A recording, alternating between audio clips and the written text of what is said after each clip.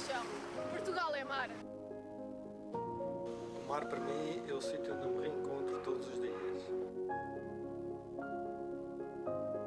O mar para mim é minha vida, minha maior paixão. O mar para mim é energia.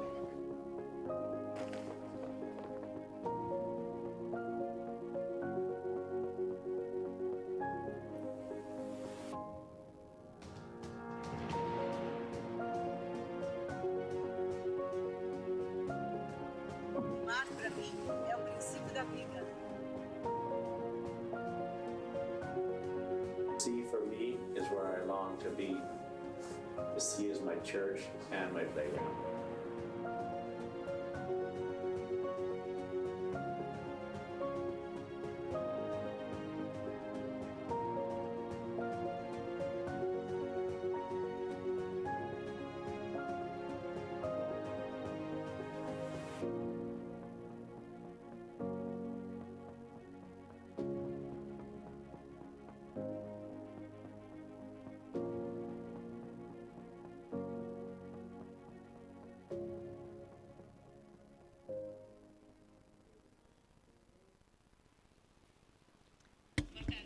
Good afternoon, everyone. My name is Nysse Arruda. I'm a journalist and curator of the Communication Center of the Oceans, a series of live stream talks addressing the most diverse topics related to oceans, connecting Portuguese-speaking countries and making Portugal a hub for sharing up-to-date information and knowledge about oceans. Thank you to the speakers who I'm going to introduce.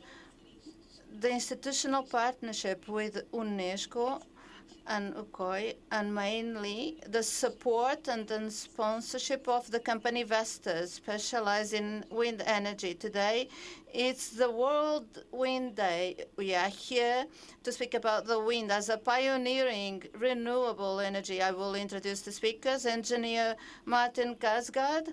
He is the head of Vestas Technology Center Porto in Portugal.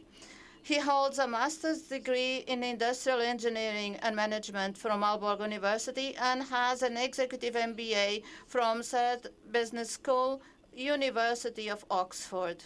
Then we have also Marco Alves, Chief Innovation Officer of CoLab Plus Atlantic, Doctor or PhD in mechanical engineer, a master degree in strategic management. Francisco Correia de Fonseca, offshore operations specialist at WavEC-Offshore Renewables, marine renewable energy engineer. We are going to start in English, speaking with Dr. Martin Kaasgaard. I would like to start this talk with a question about Vestas Technology Center Porto. Would you please give more details about it? Yes, thank you so much. Vestas Technology Center Porto is a development center. It's research and development within wind turbines, wind services, and developing wind turbine parks located in Matosinhos in north of Porto. We have over 500 engineers and specialists in the development center within mechanical engineering, within material science, within data, AI, we have multiphysics, we have basically all engineering disciplines present in our center. So it was established in 2017 and as a development arm of Vestas, which is headquartered in Denmark. We established ourselves in Portugal and are working closely with Portuguese universities and research institutes. That is very important, this kind of relationship between the business and the research and the universities. It's like a triangle that is very important. Absolutely. And with the energy crisis that is taking shape, especially in Europe nowadays, and the climate issues, the use of wind for energy production becomes crucial at this time. What is the role of Vestas in both Denmark and Portugal? So Vestas' overall mission is to decarbonize the planet by developing more competitive and more efficient energy solutions for the world. Both Denmark and Portugal are pioneers within application and usage of wind as an energy source, and we want to make sure we try and utilize the capabilities in Porto to bring new solutions to market. Incredible. And these new turbines, they have been becoming lighter, taller, more electrically efficient. And yes. they are solutions for all these challenges nowadays. Absolutely. What have been happening over the last decade or so is turbines have gone up in size, they've gone down in weight and up in efficiency. So we are creating bigger and bigger turbines with more and more output suitable for more markets as well. And there is also these new configurations or custom configurations, as we say, like modular building blocks, like wind floats, for instance. Exactly. So we have modularized our turbines, meaning we can configure them to fit our customers' needs and wants, whether it's offshore or onshore. Great. And it could be on land or at sea. Absolutely. Doesn't matter.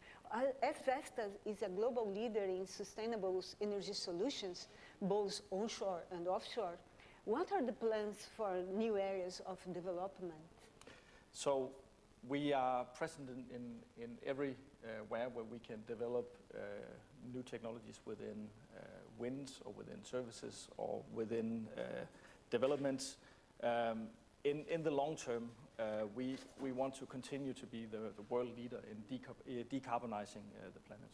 We have an image including the global leader in sustainable energy solutions. That is very interesting, this picture. And the future of energy will surely be powered by wind, solar, and hydroelectric power. And the presence of renewable and wind energy has gaining momentum. Absolutely. So wind is currently the most or the cheapest source of energy on most places on the planet, but we need all sources. We need PV, we need solar. We need hydro as well. We need geothermal as well. But wind is the dominating source of energy and the most cost-efficient one. And we have this kind of index that stands for performance index, meaning production and associated costs. And in that respect, wind energy is much more cost-effective. That's correct. So we've measured all energy sources in levelized cost of energy, meaning you take what it generates and what it costs and turn that into an index. And here, wind has decreased with more than 60% over the last 10 years in costs. And is now the dominant factor in renewable energy. In the scenario of renewable energy is perfect. And by the end of 2020, the Vestas company had collaborated with closest stakeholders to install more than 76,068 wind turbines in 83 countries with an incredible capacity. It is 129 gigawatts. Yes. Is that correct? Yes. Oh, incredible.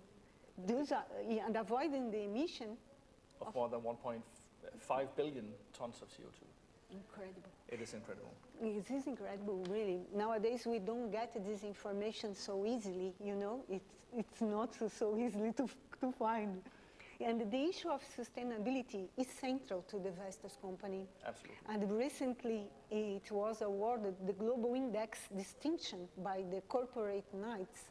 Please tell me about it. So in the beginning of 2022, we received this #1 award from Corporate Knights, naming us the most sustainable company in the world. We are, of course, very proud of that.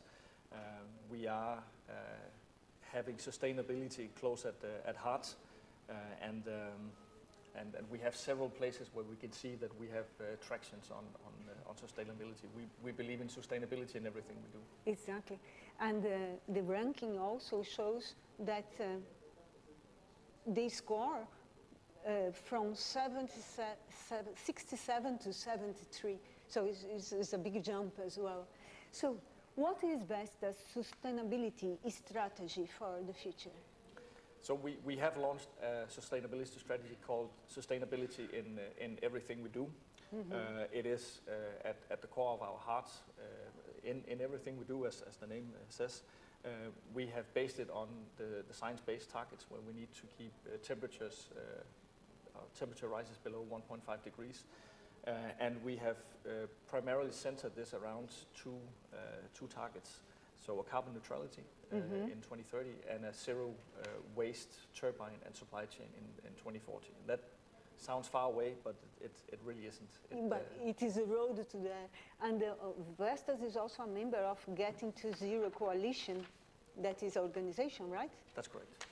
And also, you are now main partner of Mercedes-Benz EQ Formula E team. Yes, we it's are. It's a e-car championship. So it's there's the Formula One, which everybody knows, but there's also the Formula E, which is with electrical race cars. Okay. And Vestas is the prime sponsor of the Mercedes-Benz team on this. And also Vestas is also very much committed to the UN Sustainable Development Goals, especially the 7. Yes. Yeah. Yes, we are. Of course, goal number 7 with affordable and clean energy is close to our hearts, but also within responsible consumption and production and the climate action and life below water is something we have in our sustainability report as well that we measure on how we do. And for us in the communication center of the ocean, the 14 is really close to us as well. Yes. So could you advance the topic of development of new turbines and distribution networks? Yes. So as I said, our goal is to build a zero waste turbine in 2040. By 2040. And that requires a lot of effort now. It requires that we already now develop solutions for what happens end of life. What do we do with products if we cannot fully recycle them?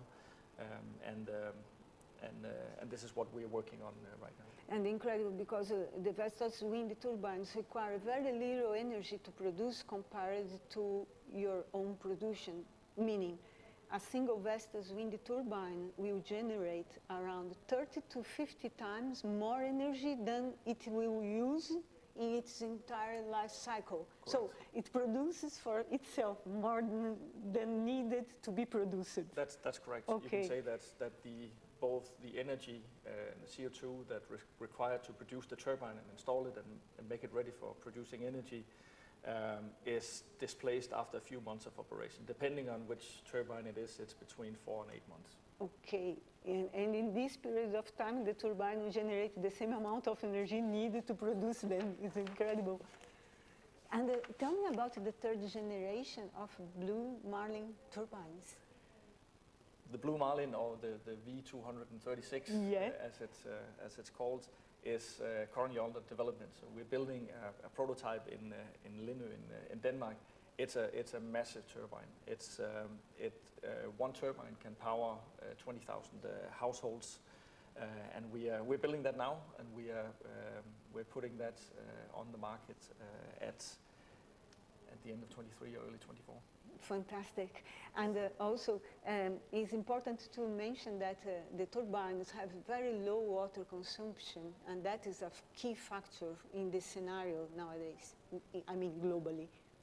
Absolutely. Turbine operation requires virtually no water in operating. And wind energy is among the solutions for the challenges that we are faced today, and with the prediction that by 2050, nearly half of the world population will be living in areas where water is scarce. Yes, we strongly believe that wind is a major part of the solution. Fantastic. Thank you very much, Mr. Martin. We are much. going to follow to talk to Marco, and I will be... agora eu vou falar em português. Não. To speak in Portuguese. Mr. Martin is going to have the translation. Thank you. Perfect. The first question to Mr. Marco. we could start your installment with an approach to the importance of the energy independence in today's world scenario. Yes, it's in fact a hot topic because, for the reasons we already know, it is not worthwhile to mention them, and because, well, we feel this. We live in the forefront of a geopolitical reorganization. So energy independence is almost an issue of national sovereignty in some areas. So it's really very important. I would like to bring some figures to give more soundness to these affirmations. The EU energy independence has been decreasing since 2000. It would be 85%. Today, it declined to approximately 60%. And Portugal is in the middle of the table with the energy dependence of 65%. How can renewable energies or the exploitation of endogenous resources can play in this context? I think there are three aspects, important aspects. The first is to alleviate the consequences, to mitigate the climate consequences. We have mentioned the CO2 emissions, and also an additional issue that has to do with improving safety in supply, which is also a critical issue. And this is made with an energy mix and with several sources. We cannot depend on only one or two sources. We have to increase the number of contributions with the energy mix. It's a common sense. Yes, it's like investing in the stock exchange. We cannot invest in only one type of shares. And then to mitigate dependence, I would say, just to give you a final answer, renewable energies bring a contribution to a solution which is unique, a unique solution for three problems: climate crisis, the issue of security, and energy independence. It's the three-pillar which is key to any country, and we see the reflex of this in Europe. We are having this terrible scenario regarding this dependence on energies, fossil energies. And now the question is, what are the main barriers that should be overcome in order to improve or enhance the competitiveness of renewable energy sources, especially the emerging sources? Because wind is the well-known. Well, the challenges, I think, are limited because you said and mentioned the LCOE. It's an index of performance that compares production of energy with the costs associated with this production of energy, reflects the cost of energy produced. The barriers that are more important are in fact those that increase LCOE. And we have two levels, a technology level. If we reduce the CapEx, initial costs, the investment with new materials, with new approaches, building approaches are very important. Also the OpEx, operating costs with maintenance, with reliable technology has also a very important impact in reducing OpEx. And then something very important that influences or can influence the LCOE. We can quantify as accurately as possible issues that have to do with positive externalities associated with environmental benefits and the impact itself, environmental impact by itself. And then I would say that in a less technological perspective, there are two relevant aspects. The first, an articulation between different uses of space, how we can combine, for instance, an offshore wind farm with the production of algae or aquaculture. This vision that is integrative in order to decrease conflicts or disputes in space, to create an ecosystem. And then there is another aspect to finish. The regulations.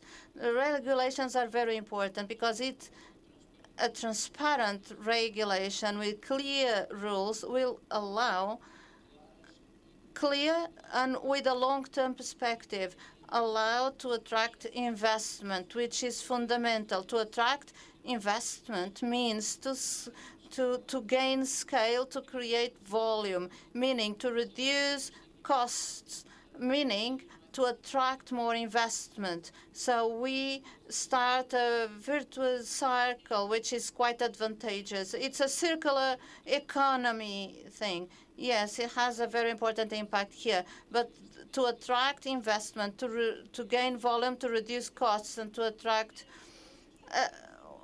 it's the perfect formula. Yes, we are speaking about this, but then the reality becomes a little bit more difficult. But it's perfect. It's the common sense. It's the obvious. It's incredible because why things take so long. And you also said the importance of having an energy mix, not only the wind energy, but the solar energy, nuclear energy. Nuclear, I am a little bit anti-nuclear. But nuclear should be put aside, in my opinion. But there is still space or room for discussion. The nuclear is an option that we should not consider.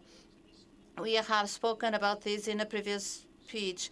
The wave energy, the sea energy, this is a new technology. Yes, the TRL, the technology readiness level. Technology is behind if compared with the wind. Wind means floating wind because the other one is an established industry, but waves are a little bit behind. But this articulation between the two energy forms are very synergic because the offshore wind park or farm, the waves are already there. And if we could combine the two things, it would be a win-win approach. Yes, there are some studies in order to explore this articulation. What are the impacts associated with the development of the renewable energy sector are expectable from the social and economic point of view? There are many, but I would like to again emphasize the LCOE, which is a performance index that has been contested for some important players in this area because it does not reflect what you said. The social economic aspects take into account several costs, but they don't consider the social economic dimension. Just to give you an additional information to this subject, there is a study from an independent body of the European Union that anticipates that the installed power in 2030 in Portugal, the floating wind power is 3 gigawatts, representing or accounting for 40,000 jobs, and an annual turnover of 5,000 million euros with an outstanding impact. We cannot hide this. And I think, and we have organized some weeks ago some talks with BBVA. I think you knew about it. And we had discussed the notion that some financial entities have of this reality, namely the banks. And when they assess a project such as this one, they don't only consider the LCOE, but other index. The LCOE, it's the same, but it takes into account the social economic aspect. And banks consider these things. It's the financial sector or industry that see the perspectives of a certain investment because decision today is in line with the principles of the LSG environment, social environment. Those philosophies are already interiorized in some banks and branches. So people tend to look to the problem in an holistic way. And banks and insurance companies, they know and consider the climate change dangers. I don't have much contact with insurance companies, but I may say maybe yes. Insurance companies are really making research on the probabilities of having climate change problems because they are insurers. So they are a fundamental piece in this chain.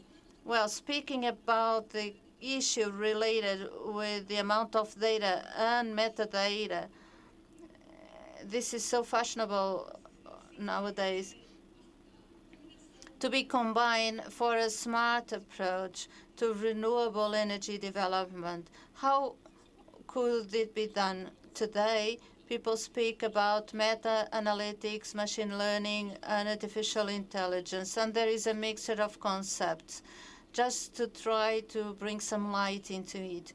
The data by themselves are nothing. The important thing is the capacity to extract information from the data we have. If we are unable to extract information, data are useless. That's why we bring machine learning algorithms that are able, with historic data, to create patterns. And those patterns allow us to anticipate the future. And why is this useful? Because this has a huge impact in the competitiveness of the sector. For instance, if I want, I can understand patterns of failures of a turbine, of a component, and to improve, anticipate, or optimize planning, the planning of operations and maintenance and inspection, possibly. So this capacity to anticipate the future will allow to improve these strategies of maintenance and operation. Regarding the wind farms, and offshore more than that, has costs during life cycle. 30% are costs of maintenance and operation. If we have a follow-up on turbines, and if I associate satellite data, oceanic data, and if I'm able to optimize maintenance strategies, I will be able to reduce 35% into 25%, and this has a huge impact in the competitiveness of the industry and the costs, and costs to the consumer as well. Regarding the particular case of Portugal, how do you think the country can position itself in this field? I feel about this to speak in favor of Portugal. Well, I think Portugal has here a unique opportunity, a golden opportunity, given the vast Atlantic coastline and the conditions we have, and the possibility to materialize it. There is a need to give maturity to the supply chain we have in Portugal. And how do you do that? And we are speaking about this emerging world, the floating wind energy, and we have to attract projects to Portugal, to attract technology, to technologist experts to Portugal, for our supply chain to give appropriate answers, because this gives maturity to the supply chain. To give maturity to the supply chain, make us to position itself in a scale-up phase. And this is the main advantage. The positioning starts now. We have to be able to create the conditions now with the capacity to provide support with services of technological and scientific basis. And then we have another parameter to give conditions to those experts with the appropriate infrastructures. Portugal is taking the right steps forward in this area. It's an outstanding initiative. And then we have another aspect, critical aspect, which is how this despite the support, technical and scientific support, how can we decrease even more the risk of a specialist to install technology here? This is made with the detailed characterization of what is our coastline, namely the most important places for this type of technology. The issue of knowing the water column, the temperature data, salt level, quality of the water, type of soil, a huge number of data that will allow the specialist to know where he is installing the technology. Otherwise, there is another risk for the specialist, and he will choose other areas where this risk is mitigated. And this is done inland. And this principle has to be applied in oceans. It's a more unstable scenario. It's more difficult when we speak about the ocean for several reasons.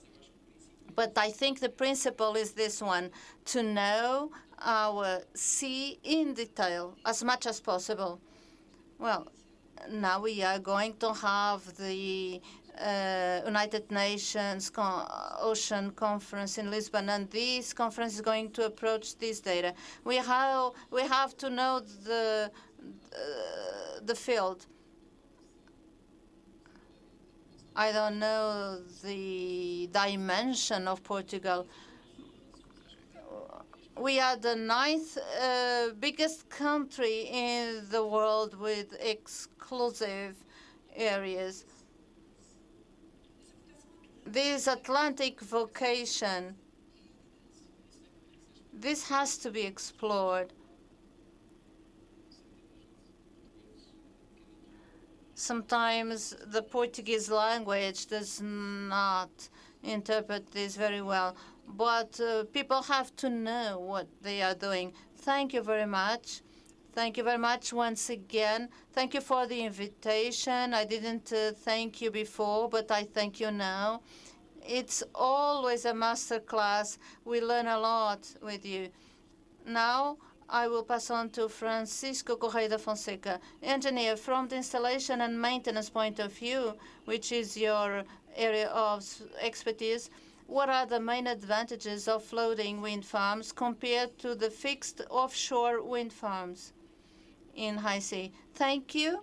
I will follow the suggestion and to thank you beforehand for the invitation. When we are in high sea, deep sea, we have more wind and we can install bigger machines or platforms.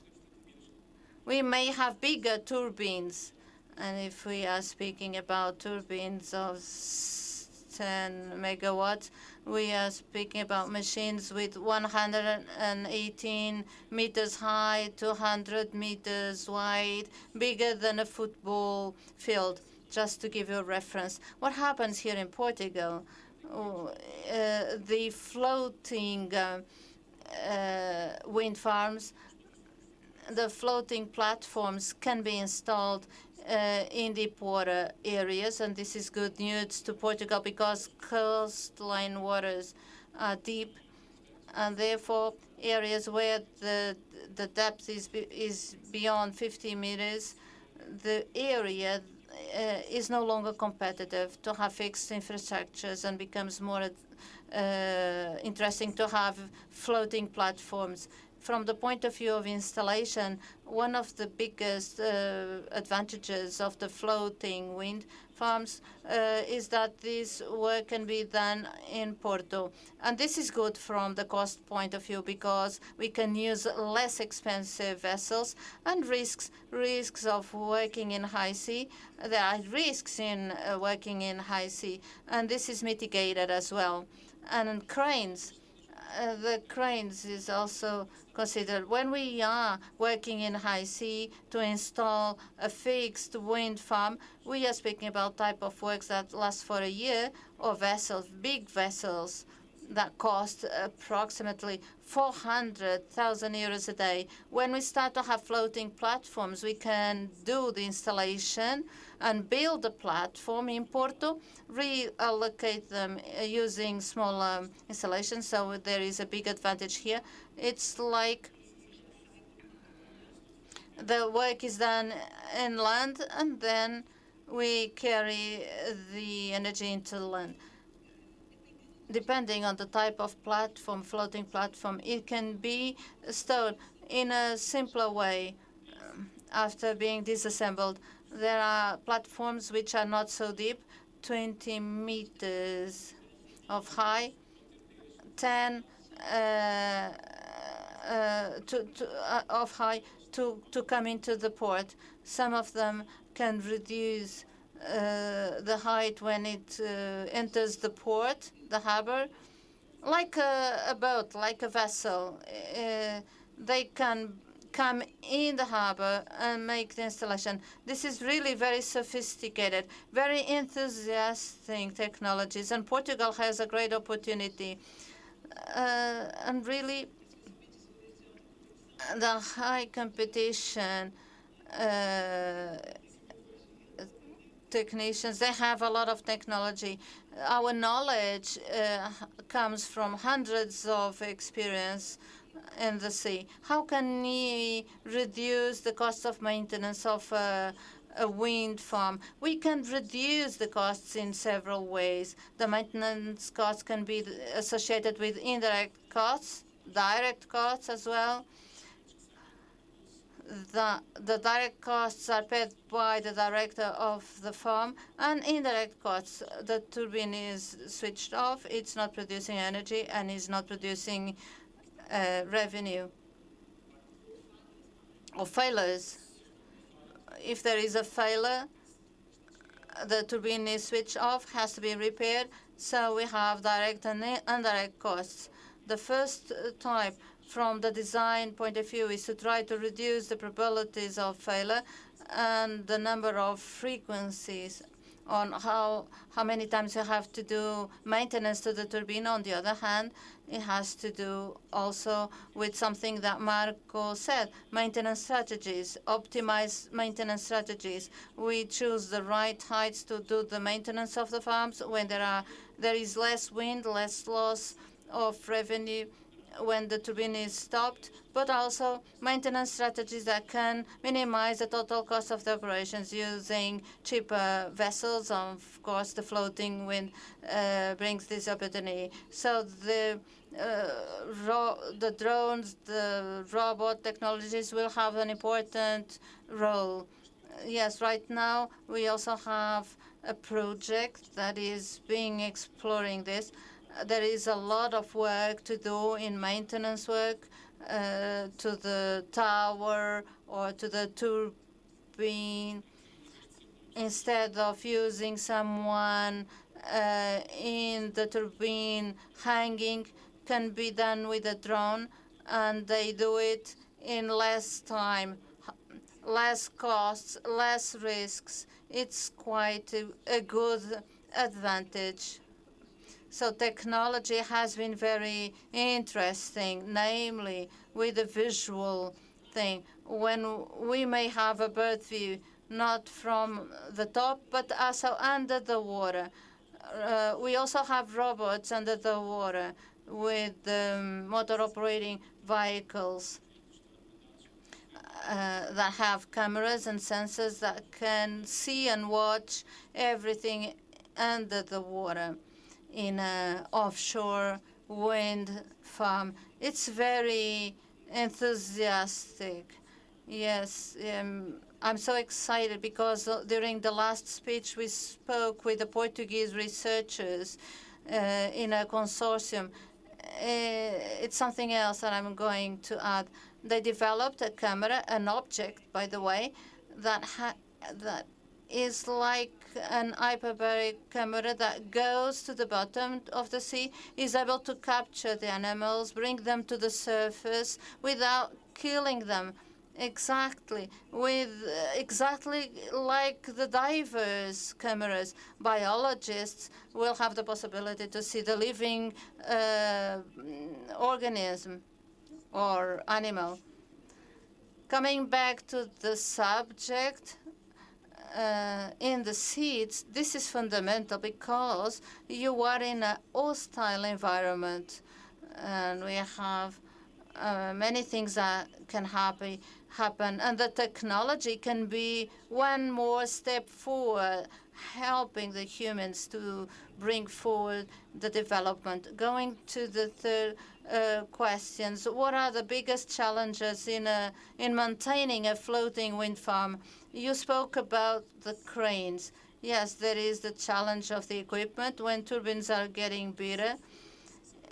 If maintenance is done offshore in the sea next to the turbine, if we need cranes, we are using vessels that are unusual. We don't have many of this type, and they are very expensive. And cranes have to have the capacity to bring weight at high level. To the biggest turbines, we still don't have vessels able to do this type of maintenance. One of the challenges, namely for the floating farms, we have a platform that is moving, is replying to the forces of wind and currents, and we have to do an operation between two platforms. Both are floating in a fixed vessel that is not fixed, and another one that is floating, and bring people from one to the other has risks, and they are very limited in terms of wind and waves. And to combine the movement of both of them. Now, speaking about the advantages of Portugal for the floating wind power sector, what are the infrastructure needs? Marco has already spoken about the main issues related to data, which are quite important. Portugal is very well positioned in terms of knowledge. We already have a demonstrator and a commercial farm in Viana do Castelo, so we are well positioned in terms of knowledge about our marine sector. We have to accommodate the new farms that will come up. We have and we want to invite specialists to come and install the farms. We need to have harbors with capacity and shipyards able to do the construction of those platforms, but also to accommodate big vessels that may be necessary to do this type of work. These harbors have to have cranes and necessary space to have big components. So there is a need for a ready marine infrastructure, but also the electrical infrastructure. We cannot forget that. We are producing electricity in high sea. We have to transport, to carry this electricity to land, and we have to dissipate and to distribute inland. Like a network, it's an electrical net. These points have to have offshore infrastructures in a chain to distribute electricity, able to accommodate future amounts of energy. The 3 gigawatts announced by the government recently, we have to have ready electrical infrastructure, and we also have to have the legislation on that. The physical infrastructure can also be easier between brackets always, because it requires investment and knowledge, but legislation is quite difficult so that the practical part can go on. We have to mobilize several types of entities and to do many studies, and this takes time. We have to accelerate, otherwise, because we have now a unique opportunity. And Marco said Portugal has a privileged position, a lot of sea, endless sea. Having the islands in the middle of this scenario, see, we have Madeira and Azores like anchors to interconnect the technology, I suppose. Yes, and we also want the industry to come. And therefore, not only the farms here, but also to have a national production chain. This is an opportunity that we have for the floating wind farm to accommodate in Portugal. Otherwise, if it doesn't come to Portugal, goes elsewhere. It's a very specific profile. Portugal has a unique profile, very appropriate to this type of energy. And the capacities for that, because we have fantastic institutes for research and technology. WavEC is an example. CoLab is Vestas that has its own research center in Porto. There is a combination of corporate net that exists. They are already present and acting. So we have to be able to create the perfect scenario or environment so that those foundations will be able to develop very quickly. Fantastic. I'm really very happy for your participation. I learn a lot with my speakers. Every time I organize such a talk, I thank for the participation of everyone. And we also thank 11. We don't have a blue sky today. It's raining, a rain that is refreshing the summer that is about to come. And to thank Vestas company. And see you soon for one more talk from the Oceans 2022. Thank you and good afternoon.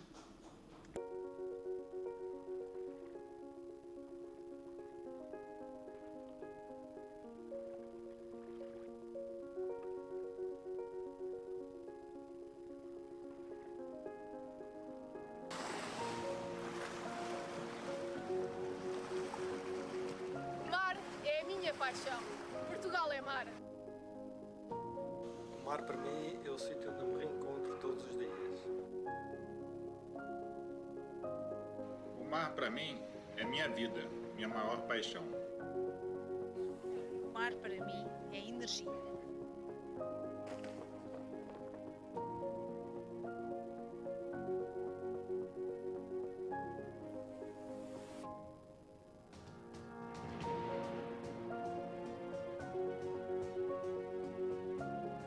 O mar para mim é o princípio da vida. Sea for me is where I long to be. The sea is my church and my playground.